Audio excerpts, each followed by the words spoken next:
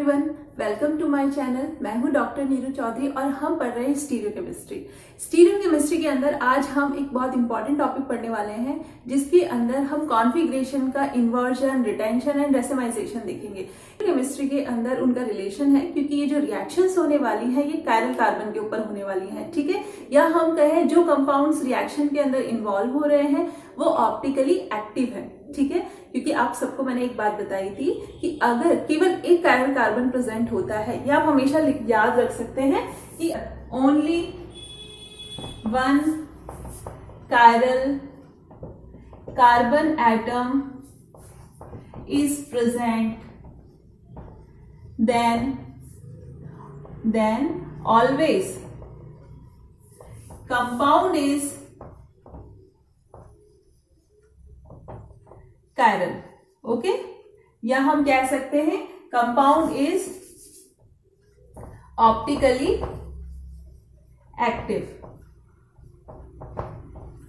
Clear? क्या कहा मैंने आपसे? मैंने ये कहा है कंपाउंड के अंदर केवल एक कायरल कार्बन अगर प्रेजेंट है, एक की बात कर रहे हैं हम, ओनली वन, ठीक है। ओनली वन कायरल कार्बन अगर प्रेजेंट है तो कंपाउंड ऑलवेज क्या होगा? कायरल भी होगा और ऑप्टिकली एक्टिव भी होगा, ठीक है। तो आप इसको हिंदी में भी कैसे लिख सकते हैं कि अगर यौगिक के अंदर केवल एक कायरल कार्बन प्रेजेंट हो तो यौगिक हमेशा कैसा होगा? प्रकाशिक सक्रिय होगा। तो ये तो जस्ट एक ऐसे ही थी, एक इंपॉर्टेंट लाइन है जो आप लिख के रख सकते हो अपनी कॉपी के टॉप पर कि कई बार होता है ना कंपाउंड कायरल है या ऑप्टिकली एक्टिव है, उस तब देखना है। और अगर आपको एक ही कायरल कार्बन दिख जाता है तो आप आंख बंद करके मतलब बोल देना कि कंपाउंड क्या है, कायरल है या ऑप्टिकली एक्टिव है, ओके। तो चलिए हम थोड़ा सा इसको आगे बढ़ाते हैं। सबसे पहले तो यहाँ पर जो हम बात करेंगे कॉन्फ़िगरेशन की बात करेंगे। कंपाउंड रिएक्शन के अंदर इन्वॉल्व हो रहा है तो रिएक्शन कहाँ हो रही है? कायरल कार्बन के ऊपर हो रही है, ठीक है। इसीलिए हम ये सारी प्रोसेस हो रहे हैं कि इन्वर्जन है या रिटेंशन है या रेसिमाइजेशन है। तो इन सब के लिए सबसे इंपॉर्टेंट जो बात है वो तो ये है कि जो रिएक्शन होने वाली है वो किसके ऊपर होनी चाहिए? कायरल कार्बन के ऊपर होनी चाहिए, तभी तो हम ये सब ऑब्जर्व करेंगे, ठीक है। तो जो रिएक्शन होगी वो कायरल कार्बन पर होगी, और कायरल कार्बन तो आप लोगों को अच्छे से पता चल ही गया होगा कि कायरल कार्बन क्या होता है, जिसकी सारी वैलेंसी मतलब चारों वैलेंसी जो होती है वो डिफरेंट एटम से अगर कंप्लीट है तो उसे हम कायरल कार्बन कहते हैं, ठीक है। उसे हम इस तरीके से स्टार लगा के भी डिनोट कर देते हैं। तो जो भी रिएक्शन होने वाली है वो इस तरीके के कायरल कार्बन के ऊपर ही होनी चाहिए, तभी हमको ये सब ऑब्जर्व होगा, इन्वर्जन हो या रिटेंशन हो या फिर रेसिमाइजेशन हो। तो ये कहाँ कहाँ हमको देखने को मिलता है वही हम देखते हैं फटाफट से, ओके। में हम जो पढ़ने वाले हैं ना, डिटेल में रिएक्शंस हम पढ़ेंगे, लेकिन हमारे माइंड में एक छोटा सा ओवरव्यू होना चाहिए कि हम पढ़ने क्या वाले हैं, ठीक है। तो देखिए यहाँ पर जो रिएक्शन होगी उसके अंदर क्या होगा? कॉन्फ़िगरेशन चेंज होगा। तो हम यहाँ लिख देते हैं कॉन्फ़िगरेशन एट कायरल कार्बन, ठीक है। क्या लिखेंगे आप? किरेल कार्बन का विन्यास, ठीक है। किरेल कार्बन पर विन्यास। देखिए अगर किरेल कार्बन पर कोई रिएक्शन होती है तो उसके बाद अगर उसका इन्वर्जन हो जाता है, क्या हो रहा है? उसका रिवर्स हो रहा है। जो भी कोई कॉन्फ़िगरेशन हो रहा है वो क्या हो रहा है? रिवर्स हो रहा है। तो हम ये कहां पर पढ़ेंगे? रिवर्स कहां पर होगा? इन्वर्जन के अंदर होगा। जब इन्वर्जन होगा तो क्या होगा? उसका कॉन्फ़िगरेशन उल्टा हो जाएगा। आप लिख सकते हैं उल्टा हो जाता है या विपरीत हो जाता है। इन्वर्जन का क्या मतलब होता है? इसको कहते हैं हम प्रतिपन, ठीक है, प्रतिपन। SN2 रिएक्शन के अंदर हमें देखने को मिलता है, ठीक है। SN2 रिएक्शन पता है क्या? SN2 biomolecular nucleophilic substitution reaction के बारे में अभी हम बात करने वाले हैं, सब्र रखो, ठीक है। देखिए रिवर्स रिएक्शन हो गई जिसके अंदर क्या, रिवर्स कॉन्फ़िगरेशन हो गया जिसके अंदर क्या हुआ है? इन्वर्जन हुआ है। एग्जाम्पल क्या हो गया? SN2 रिएक्शन इसका एग्जाम्पल है। इसके अलावा कॉन्फ़िगरेशन जो होता है अगर वो सेम ही रहे, ठीक है, चेंज ना हो, सेम हो, तो उसके अंदर क्या हम कहते हैं? रिटेंशन। हिंदी में हम क्या कह देते हैं? अपरिवर्तन, ठीक है। रिटेंशन हमें कहां कहां देखने को मिलता है? दो तरीके की रिएक्शंस हैं जिनके अंदर हमें रिटेंशन देखने को मिलता है, ठीक है। तो एक तो है एसएनआई, SNI के अंदर भी रिटेंशन रहता है। SNI, आई का क्या मतलब है यहाँ पे, इंटरनल न्यूक्लियोफिलिक सब्स्टिट्यूशन, अभी हम आगे बात करने वाले हैं, ठीक है ना। चलो NGP, दूसरा क्या है NGP। NGP का फुल फॉर्म होता है नेबरिंग ग्रुप पार्टिसिपेशन। जो बेसिक स्टूडेंट्स हैं उनके लिए तो आगे नहीं आता NGP, केवल नाम पता हो इतना भी सफिशिएंट है, लेकिन MSc के स्टूडेंट्स के लिए तो NGP पूरा का पूरा एक टॉपिक है जिसे आप लोग पढ़ेंगे, तो NGP की रिएक्शन भी हम अभी देखेंगे, ठीक है ना। इसके अलावा और क्या होता है, रेसेमाइजेशन। रेसेमाइजेशन हम ये पढ़ चुके हैं। रेसेमिक मिक्सचर का फॉर्मेशन का जो प्रोसेस होता है उसे हम कहते हैं रेसेमीकरण या रेसेमाइजेशन, ठीक है ना। रेसेमिक मिक्सचर क्या होता है, जिसके अंदर पेयर ऑफ एनेंशियोमर्स होते हैं 50-50%, दोनों जो मिरर इमेजेस हैं वो दोनों इक्वल क्वांटिटी में होती हैं। तो इस तरीके का जो मिक्सचर तैयार होता है उन्हें हम क्या कहते हैं, रेसेमिक मिक्सचर कहते हैं। और इस प्रोसेस को हम क्या कहते हैं, रेसेमाइजेशन, ठीक है, हिंदी में रेसेमीकरण कह देते हैं, ठीक है ना। तो ये रेसेमीकरण आप यहाँ पे लिख सकते हैं, वैसे मैंने यहाँ लिखा हुआ है तो आप एज इट इज लिख लेना यहाँ पर।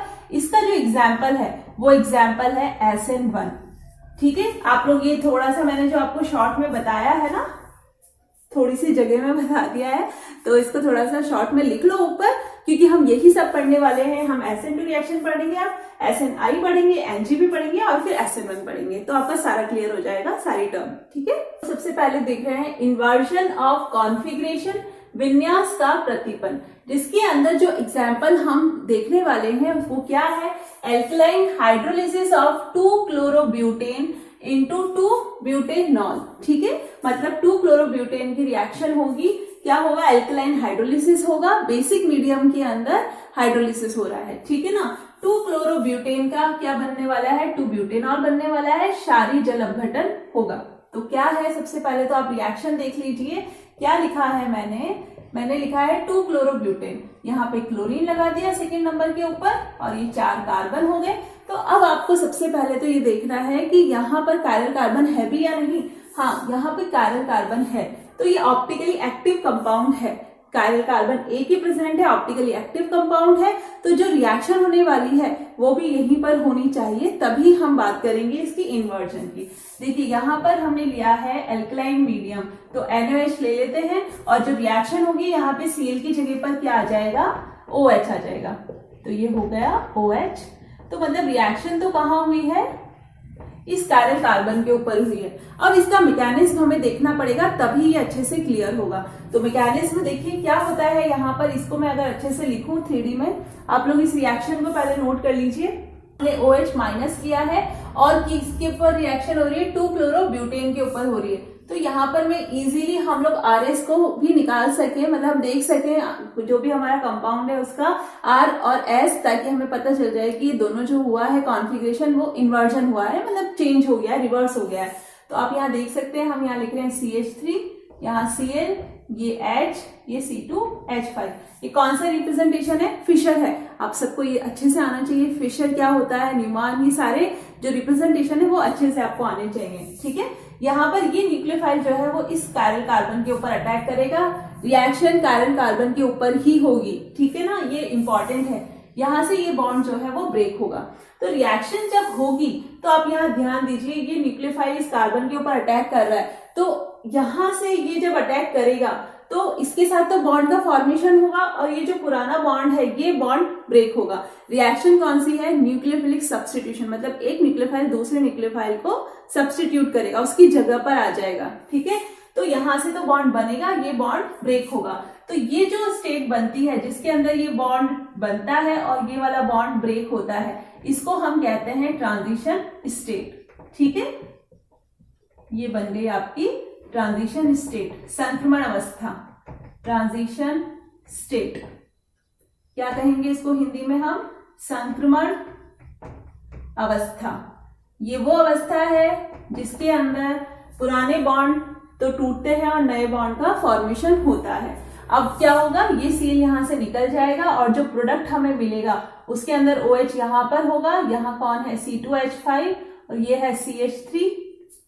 क्या है, इसको इस तरीके से लिखिए आप, यहाँ पर आएगा C2H5 और यहाँ पर आएगा H।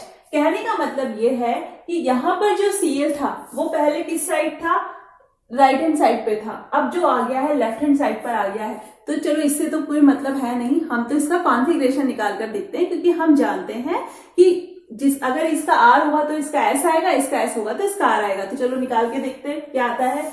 इसका तो यहाँ पे इसको देंगे 1 नंबर, इसको देंगे 2, 3, ये 4।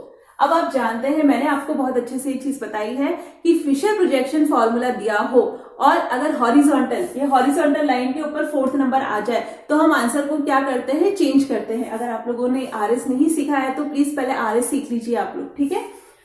देखिए कैसे करेंगे अब अपन, 1 2 3, 1 से 2, 2 से 3 जाने पर अगर क्लॉकवाइज डायरेक्शन में घूमेगा तो होता है आर, पर आंसर आर नहीं होगा, आंसर क्या होगा, एस होगा, ठीक है। ये तो हो गया अपना एस, इसका कॉन्फ़िगरेशन। इसका निकालते हैं 1 2 3 4। अब क्या होगा, 1 2 3 जाइए, क्या आ रहा है, एस, पर हमारा 4th नंबर प्रायोरिटी ग्रुप जो है वो हॉरिजॉन्टल पे है, तो इसलिए हमारा आंसर रिवर्स होगा। तो एस नहीं होगा, आंसर क्या होगा, आर होगा। तो देखिए आप यहाँ देख सकते हैं कि एस से क्या हो गया, आर हो गया। तो हमारा जो कॉन्फ़िगरेशन था वो चेंज हो गया। तो हम कह सकते हैं कि क्या हो गया, कॉन्फ़िगरेशन का रिवर्स हो गया, जो है इनवर्स हो गया, इन्वर्जन या प्रतिपन। क्लियर। चलिए ये एग्जाम्पल हो गया आपका SN2 रिएक्शन है। ये जो मैकेनिज्म यहाँ पे फॉलो हुआ है वो कौन सा है, SN2। अब बहुत इंपॉर्टेंट बात की, जो एग्जाम के अंदर क्वेश्चन आता है या तो डायरेक्ट टॉपिक से आता है या फिर वॉल्डन इन्वर्जन के नाम से आता है। यहाँ पे जो इन्वर्जन हुआ है उसको क्या नाम दिया गया है, वॉल्डन इन्वर्जन। ये इंपॉर्टेंट है, ये पूछा जाता है, ठीक है ना, कि व्हाट इज वॉल्डन इन्वर्जन। तो आपको पता होना चाहिए कि जब SN2 रिएक्शन होती है तो क्या होता है, जो भी कोई कॉन्फ़िगरेशन होता है उसका इन्वर्जन हो जाता है, रिवर्स हो जाता है उसका कॉन्फ़िगरेशन। तो उसी को हम क्या कहते हैं, वॉल्डन इन्वर्जन। और फिर आपको ये एग्जाम्पल देना पड़ेगा, तब आपको पूरे मार्क्स मिलेंगे, ठीक है ना। तो ये वॉल्डन इन्वर्जन कहते हैं इसको, यहाँ पे जो इन्वर्जन हुआ है उसको। हिंदी में भी इसको वॉल्डन इन्वर्जन ही कहते हैं, इसी तरीके से लिखेंगे, वॉल्डन प्रतिपन, ठीक है ना। Okay, clear. सेकंड है retention of configuration. Retention of configuration Hindi में कहते हैं विन्यास का अप्रतिपन या अपरिवर्तन, ठीक है। देखिए एग्जाम्पल क्या लिया है यहाँ पर, रिएक्शन है 2-ब्यूटेनॉल की थायोनिल क्लोराइड के साथ में, जिससे क्या बनता है, 2-क्लोरोब्यूटेन का फॉर्मेशन होता है। हिंदी में भी बिल्कुल इसी तरीके से लिखना है, ठीक है। क्या लिखोगे, 2-ब्यूटेनॉल की अभिक्रिया है किसके साथ में, थायोनिल क्लोराइड। थायोनिल क्लोराइड क्या होता है, SOCl2 के साथ में हम रिएक्शन करने वाले हैं, जिससे क्या बनेगा, 2-क्लोरोब्यूटेन का फॉर्मेशन होगा, ठीक है। देखो चलो रिएक्शन देखते हैं सबसे पहले तो कि क्या रिएक्शन होगी। 2-ब्यूटेनॉल, अभी हमने जो बनाया था वो 2-ब्यूटेनॉल ही तो था। एक जनरल रिएक्शन लिख देते हैं पहले। देखिए यहाँ पे कायरल कार्बन ही है, ठीक है। इसकी रिएक्शन हम करा रहे हैं SOCl2 से, जिससे क्या बनेगा, CH3 CH C2H5, यहाँ आ गया Cl। तो ये है पैरेलल कार्बन। जो रिएक्शन अभी हमने लिखी थी उसका रिवर्स रिएक्शन है एक तरीके से, लेकिन एग्जाम्पल ऐसे हम एग्जाम्पल्स याद रखें जो इजी हो याद रखने में। किसे ये बना रहे हैं लेकिन SOCl2 की प्रेजेंस में। SOCl2 क्या होता है, थायोनिल क्लोराइड होता है, ओके। मैकेनिज्म देख लेते हैं किस तरीके से होगी। मैकेनिज्म मैं आपको बता देती हूँ, SNI मैकेनिज्म इसमें फॉलो होगा, इंटरनल न्यूक्लियोफिलिक सब्स्टिट्यूशन, ठीक है। चलो देखते हैं यहाँ पे जो हमने लिया है वो क्या है, CH3 C2H5 HOH। यहाँ पे हम जो रिएक्शन कराने वाले हैं वो किसकी करा रहे हैं, SOCl2 की करा रहे हैं। तो SOCl2 को थोड़ा इस तरीके से हम लिख देते हैं। यहाँ पर बाहर कौन निकलता है, HCl जो है वो बाहर निकल जाता है, ये माइनस HCl क्या बनता है, CH3 C2H5 OSOCl। यहाँ पर न्यूक्लियोफिलिक सब्स्टिट्यूशन की होगा। देखो किस तरीके से होने वाला है, यहाँ पर ये अपने इलेक्ट्रॉन लेके यहाँ से इस तरीके से ये यहाँ से बाहर निकला, ठीक है। ये जब बाहर निकलेगा तो ये यहाँ से न्यूक्लियोफाइल जो है ये बाहर निकल जाएगा, ओके। तो पहले तो क्या हुआ, HCl यहाँ पे बाहर निकल गया। रिएक्शन जो थी वो कायरल कार्बन पर नहीं हुई है। फर्स्ट आप जो देख रहे हैं HCl जब बाहर निकला है तो कायरल कार्बन उसके अंदर इन्वॉल्व नहीं हुआ है, रिएक्शन तो OH ग्रुप की हुई है, ठीक है। फिर जब ये बन जाता है अब होगा न्यूक्लियोफिलिक सब्स्टिट्यूशन। यहाँ से ये एक तरीके से न्यूक्लियोफाइल की तरह बिहेव किया, यहाँ पर इसने अटैक किया, ये यहाँ से न्यूक्लियोफाइल जो है वो बाहर निकल गया। ठीक है, देखो क्या हुआ है, यहाँ पर जो Cl बाहर निकला है, ड्यूरिंग द रिएक्शन जो Cl बाहर निकलता है वही एज अ न्यूक्लियोफाइल बिहेव करता है। फिर से ये जैसे ही यहाँ से ये बाहर निकलेगा वैसे ही Cl वापस यहाँ पर आ जाएगा और तुरंत इसकी रिएक्शन हो जाएगी। तो जो रिएक्शन हुई है वो इस तरीके से होती है, जिसके अंदर न्यूक्लियोफाइल इसी में बनता है और वापस से इसी पे अटैक कर देता है। ठीक है, तो सब्स्टिट्यूशन तो हुआ, लेकिन फिर से जो इसमें जनरेट हुआ है न्यूक्लियोफाइल वही यहीं से वापस आ गया, तो उसी जगह पर आता है जहां से पहले यहाँ से ये वाला बॉन्ड टूटा था, उसी जगह से वापस से कार्बन और Cl के पीछे बॉन्ड का फॉर्मेशन हो जाता है। तो इस रिएक्शन का नाम क्या है, SNI। इसीलिए तो कहा है इसको इंटरनल, क्योंकि इसके अंदर जो बना है न्यूक्लियोफाइल वही वापस से उसने अटैक कर लिया है उसके ऊपर। ठीक है, तो इसलिए इसका SNI नाम दिया जाता है। अब आप इसका कॉन्फ़िगरेशन निकालिए, देखिए जरा, ये 1 नंबर, ये 2, ये 3, ये 4, 1 2 3 क्या आ रहा है क्लॉकवाइज यानी R, लेकिन 4th नंबर ग्रुप जो है वो हॉरिजॉन्टल पर है, तो आंसर को रिवर्स करेंगे, आंसर R नहीं होगा, आंसर क्या होगा, S होगा। ठीक है, यहां पर देखिए 1 2 3 4, 1 2 3 क्या आ रहा है R, लेकिन आंसर R नहीं होगा क्योंकि 4th नंबर कहाँ है, हॉरिजॉन्टल पर, तो आंसर चेंज होगा, तो आंसर क्या होगा, S। ठीक है, ये RS तो हम अच्छे से डिटेल में सीख चुके हैं ना लास्ट वीडियोस के अंदर। तो देखिए S और S क्या समझ में आ रहा है कि कॉन्फ़िगरेशन जो है वो चेंज नहीं हुआ, जहां से बॉन्ड टूटा था जिस डायरेक्शन से वहीं से वापस दूसरा न्यूक्लियोफाइल लग गया, तो इसके अंदर कोई चेंज ही नहीं हुआ कॉन्फ़िगरेशन के अंदर। तो इसीलिए हमने इसको क्या कहा है, रिटेंशन ऑफ कॉन्फ़िगरेशन या अप्रतिपन या अपरिवर्तन। ठीक है, ये तो एक एग्जाम्पल हुआ SNI का, लेकिन इसके अंदर एक और एग्जाम्पल होता है जो MSc स्टूडेंट्स के लिए बहुत इंपॉर्टेंट है, NGP बहुत इंपॉर्टेंट है, वो देखते हैं हम। रिटेंशन ऑफ कॉन्फ़िगरेशन के अंदर जो दूसरा एग्जाम्पल है वो क्या है, नेबरिंग ग्रुप पार्टिसिपेशन, पड़ोसी समूह की सहभागिता द्वारा विन्यास का अप्रतिपन। एनजीपी के अंदर जब एनजीपी होता है, नेबरिंग ग्रुप पार्टिसिपेशन, तब भी रिटेंशन रहता है। ये बहुत इंपॉर्टेंट रिएक्शन है। ठीक है, देखिए क्या होता है, नेबरिंग ग्रुप जिस कार्बन पे लगा हुआ होता है उसको तो हम देते हैं अल्फा, उसके पास वाले कार्बन को हम देते हैं बीटा। बीटा पोजीशन के ऊपर ऐसा कोई ग्रुप लगा हुआ होना चाहिए या ऐसा कोई एटम लगा हुआ होना चाहिए जिसके पास क्या हो, लोन पेयर हो, जो उसको हेल्प करे बाहर निकलने में। तो ये पीछे से बैक साइड से अटैक करते हैं तो ये लीविंग ग्रुप जो है बाहर निकल जाता है। ठीक है, एक तरीके से SN2 हो रही है, SN2 के अंदर जिस कार्बन के ऊपर न्यूक्लियोफाइल लगा होता है वो तो बाहर निकलता है, पीछे से अटैक करता है न्यूक्लियोफाइल। तो यहाँ पे यही तो हो रहा है, ये बाहर निकल रहा है, ये पीछे से अटैक कर रहा है, तो कौन सी रिएक्शन हो रही है, SN2। ठीक है, SN2 अभी हम पढ़कर आए हैं, क्या होता है SN2 के अंदर, इन्वर्जन होता है। ठीक है, तो जो फर्स्ट स्टेप होगा, स्टेप 1 क्या होगा, इसके अंदर SN2 होगी, इसका मतलब क्या होगा, इन्वर्जन होगा। ठीक है, देखिए R C C R, ये R, यहां ये R, जो ये Z था इसको हम इस तरीके से लिख देते हैं R R, ये क्या बन गया, Z, ये इंटरमीडिएट बन गया है एक। ओके, साइक्लिक इंटरमीडिएट बनता है, क्या है ये, साइक्लिक इंटरमीडिएट, मध्यवर्ती है, ये चक्रीय मध्यवर्ती बना है। ठीक है, अब क्या होगा, न्यूक्लियोफाइल जो कोई दूसरा इस पे आने वाला है वो अटैक करेगा उसी कार्बन के ऊपर और ये फिर से अपने इलेक्ट्रॉन लेके बाहर निकल जाएगा। तो ये न्यूक्लियोफाइल निकलेगा, ये न्यूक्लियोफाइल आएगा, तो फिर से SN2 हो रही है, तो फिर से इन्वर्जन होगा। ठीक है, यहां पर क्या होगा, SN2 होगी, फिर से क्या होगा, इन्वर्जन होगा। कौन सा स्टेप हो गया, 2। सेकेंड स्टेप के अंदर फिर से SN2 होती है जिसमें इन्वर्जन होता है, क्या बनता है compound, R C Z R C R R और ये न्यूक्लियोफाइल। अब यहां पर देखिए, जहां से न्यूक्लियोफाइल निकला है वहीं पे न्यूक्लियोफाइल आया है। ठीक है, मतलब कह सकते हैं लिविंग ग्रुप जहां से निकला है वहीं से न्यूक्लियोफाइल आया है। तो कहने का मतलब ये है कि 2 बार इन्वर्जन हुआ है, एक बार हुआ फिर से हुआ, तो जो था वैसे का वैसा ही हो गया। ठीक है, इसको कैसे समझ सकते हो, देखो ये किताब है, ठीक है, हाँ आप लोगों की है, BSc ऑर्गेनिक केमिस्ट्री। इसको मैंने क्या करा, एक बार किया, ठीक है, उल्टा, फिर एक बार वापस कर दिया, तो वैसे का वैसा ही हो गया ना। तो बस यही यहाँ पर हो रहा है कि एक बार इन्वर्जन हुआ, फिर से एक बार और हो गया, तो वो वैसा का वैसा ही हो गया। तो हम कह सकते हैं कि यहाँ पर क्या होता है, रिटेंशन होता है, कॉन्फ़िगरेशन चेंज नहीं होता। आगे बात समझ में, क्या हुआ है, रिटेंशन। क्लियर? तो दो रिएक्शन हो गए रिटेंशन के अंदर, SNI और NGP, रैसेमीकरण। क्या है इसके अंदर एग्जाम्पल जो हम लेने वाले हैं वो क्या है, हाइड्रोलिसिस ऑफ 2-क्लोरोब्यूटेन टू ब्यूटेनॉल। जो हमने फर्स्ट रिएक्शन जब हमने इन्वर्जन किया था तो जो एग्जाम्पल लिया था वही सेम एग्जाम्पल है यहाँ पर भी। 2-क्लोरोब्यूटेन से क्या बना रहे हैं, 2-ब्यूटेनॉल बना रहे हैं इन प्रेजेंस ऑफ एसिड।